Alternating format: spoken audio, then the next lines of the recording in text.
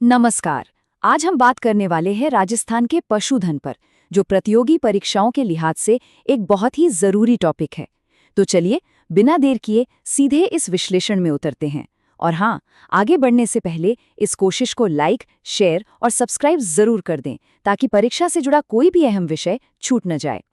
अक्सर कहा जाता है, और ये बिल्कुल सच है, कि पशुपालन राजस्थान की ग्रामीण अर्थव्यवस्था की रीढ़ की हड्डी है।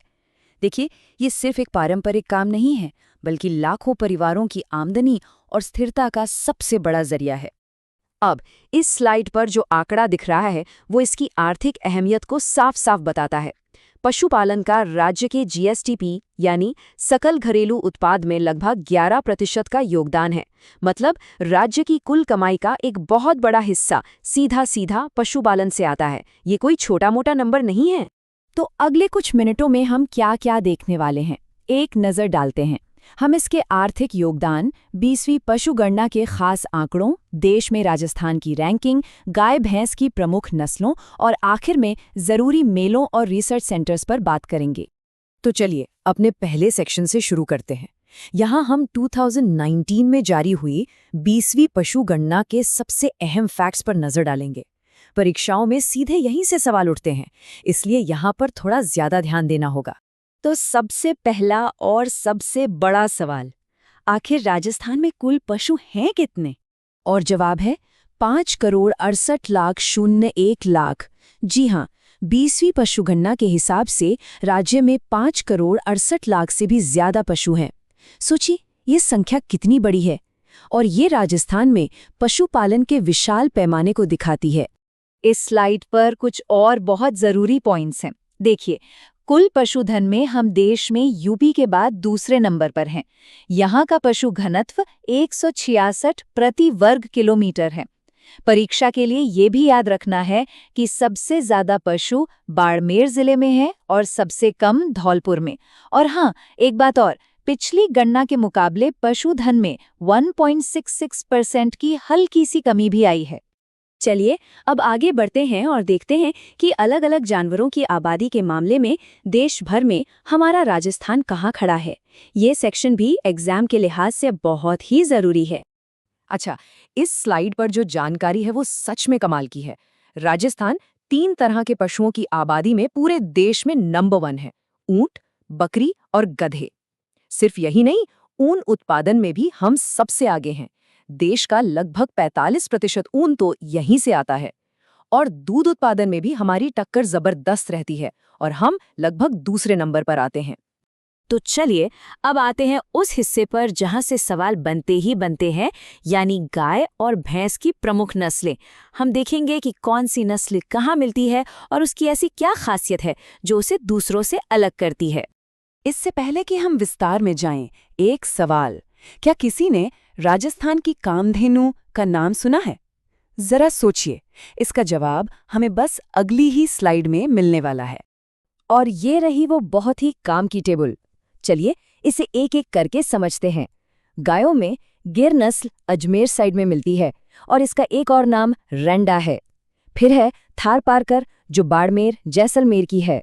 और हाँ, राठी गाय, जो उत्तर पश्चिमी राजस्थान में पाई जाती है, उसी को राजस्थान की कामधेनु कहते हैं। कांकरेज अपनी सवाई चाल के लिए फेमस है, मतलब इसकी चाल देखने लायक होती है, बहुत तेज और संधी हुई। अब भैंसों की बात करें तो मुर्रा सबसे ज्यादा दूध देने के लिए जानी जाती है, और सुरती दक्षिणी राजस्थान की खास नस्ल है। अच्छा, गाय और भैंस के अलावा एक और फैक्ट है जो अक्सर पूछ लिया जाता है। शेखावाटी इलाके में मिलने वाली चोकला नस्ल की भेड़ को उसकी शानदार ऊन की वजह से भारत की मेरिनो भी कहा जाता है। इसे जरूर याद रखिएगा। अब पशुपालन से जुड़े सांस्कृतिक और वैज्ञानिक पहलू पर आते हैं। देखिए, राजस्थान के पशु मेले और रिसर्च सेंटर्स भी उतने ही जरूरी हैं जितनी की नस्लें। यहाँ कुछ बड़े पशु मेलों की लिस्ट है। नागौर का श्री बलदेव पशु मेला, परबतसर का वीर तेजाजी पशु मेला, जिसे आमदनी के हिसाब से सबसे बड़ा माना जाता है, और झालावाड़ के चंद्रभागा और गोमती सागर मेले। ये मेले सिर्फ खरीद फरोख्त के सेंटर नहीं, बल्कि राजस्थान की संस्कृति का एक जीता जागता नमूना है। अच्छा, संस्थानों की बात हो तो राष्ट्रीय ऊंट अनुसंधान केंद्र का जिक्र सबसे पहले आता है। ये बीकानेर के जोहड़बीड़ में है। ये नाम तो बिल्कुल रट लेना है। इसका मेन काम है हमारे राज्य पशु ऊंट पर साइंटिफिक रिसर्च करना और उनकी नस्ल को बचाना और बेहतर बनाना।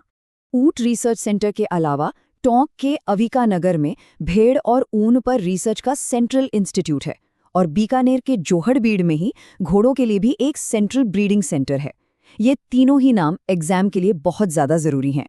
तो चलिए, अब तक हमने जो भी कुछ देखा समझा है उसके सबसे जरूरी पॉइंट्स को एक बार फटाफट से दोहरा लेते हैं, जो परीक्षा के लिए सबसे काम के हैं। ये 5 बिंदु इस पूरे विश्लेषण का निचोड़ हैं। जीएसडीपी में लगभग 11% का हिस्सा 568.01 लाख पशुधन के साथ देश में दूसरा नंबर, ऊंट, बकरी, गधे और ऊन में पहला स्थान, राठी गाय को राजस्थान की कामधेनु कहना और ऊंट अनुसंधान केंद्र का जोहड़बीड़ बीकानेर में होना, ये फैक्ट सीधे सीधे परीक्षा में नंबर दिला सकते हैं। और आखिर में एक सवाल जिस पर सोचना चाहिए।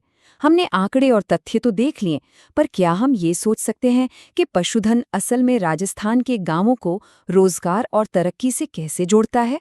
ये सिर्फ नंबरों का खेल नहीं, बल्कि लाखों लोगों की जिंदगी का आधार है, जो उनकी आज और कल की कहानी लिखता है।